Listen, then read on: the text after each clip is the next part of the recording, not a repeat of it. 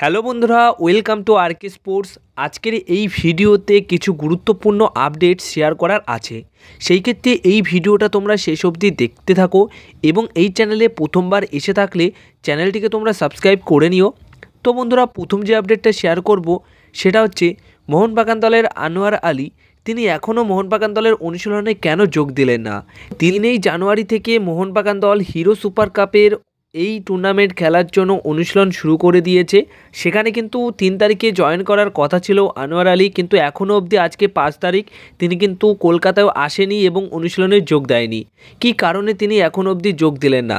শোনা যাচ্ছে কিছু সমস্যা রয়েছে, যার কারণে তিনি এই 3 তারিখ থেকে 5 তারিখ হয়ে গেল এখনও অবধি পৌঁছাতে পারেনি কলকাতাতে। এবং যেটুকু খবর রয়েছে, আগামীকাল সকালের বিমানে তিনি কিন্তু কলকাতায় চলে আসবেন এবং আগামীকালের অনুশীলনে নাও যোগ দিলেও তিনি কিন্তু কলকাতায় আগামীকাল চলে আসবে, এইটুকু খবর রয়েছে। এবং উড়িষ্যার যে দলটা যাবে সেই দলের সাথে কিন্তু আনোয়ার আলী যাবে না, শুধুমাত্র আনোয়ার আলী কলকাতায় রিহাব সেশন চালাবে। আর আনোয়ার আলীর সাথে গ্লেন মার্টিন্সও রিহাব সেশন চালাবে কলকাতাতে, মানে মোহনবাগান দলের অনুশীলন মাঠে। তো আনোয়ার আলী এবং গ্লেন মার্টিন্স এই দুই প্লেয়ার কিন্তু সুপার কাপের জন্য যাচ্ছে না উড়িষ্যাতে। তো আনোয়ারের কথা মানা যায়, কিন্তু গ্লেন মার্টিন্স তিনিও কিন্তু খুবই একটা ইম্পর্টেন্ট প্লেয়ার। তো সেই প্লেয়ারটিও মোহনবাগান দলের হয়ে খেলার জন্য যাচ্ছে না, মানে সুপার কাপ থেকে পুরোপুরি ছিটকে গেছেন, তিনি কিন্তু সুপার কাপ খেলবেন না। তো এখানেও কিন্তু বড় একটা সমস্যা দেখা দিল, কারণ দীপক টাংরি নেই, অনিরুদ্ধ থাপ্পা নেই এবং গ্লেন মার্টিন্স, এই 3 জন মিডফিল্ডার কিন্তু নেই মোহনবাগান দলের মাঝমাঠে খেলার জন্য। তো এই বিষয়টা কি করে কি দেখবে হাবাস এবং ক্লিফোর্ড মিরান্ডা, সেটাও কিন্তু দেখার রয়েছে। এবার কি আপডেট রয়েছে সেটা হচ্ছে, তোমাদের কিন্তু একটা বড় কাজ করতে হবে।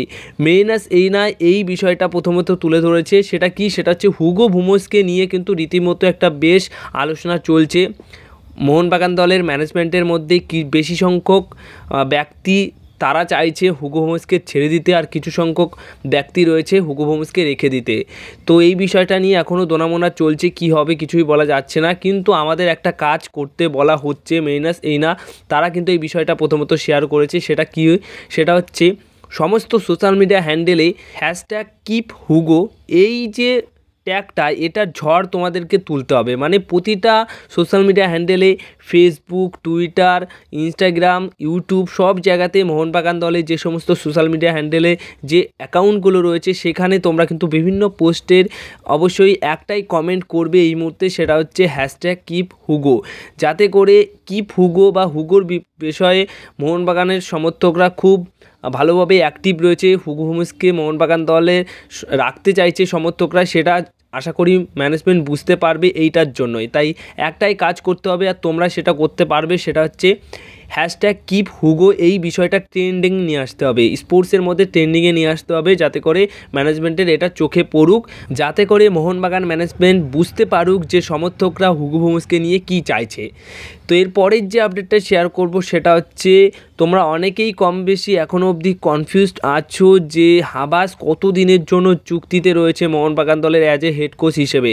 তো তোমাদেরকে বলে দিই যে এর আগেও তোমাদেরকে এই বিষয়টা জানিয়েছিলাম এবং এখনও জানাচ্ছি, যেটা জ্যোতির্ময় চট্টোপাধ্যায় তিনি জানিয়েছেন রিসেন্টলি তার টুইটার হ্যান্ডেলে টুইট করে, সেটা হচ্ছে হাবাস শুধুমাত্র এই জুন মাস অবধি মোটামুটি অ্যাজ এ হেড কোচের দায়িত্বে থাকবেন। তারপর যখন তার দায়িত্ব শেষ হয়ে যাবে, তখন তার পুরনো যে দায়িত্বটা ছিল সেটা হচ্ছে টেকনিক্যাল ডিরেক্টর, সেই টেকনিক্যাল ডিরেক্টরের দায়িত্বে আবার ফিরে যাবেন।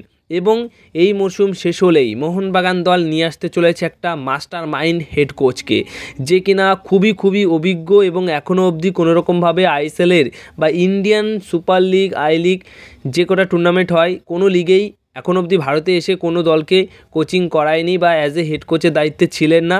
এমন ভালো মানের একজন মাস্টার মাইন্ড হেড কোচকে মোহনবাগান দল নিয়ে আসতে চলেছে আগামী মরশুম থেকে বা আগামী মরশুমের জন্য।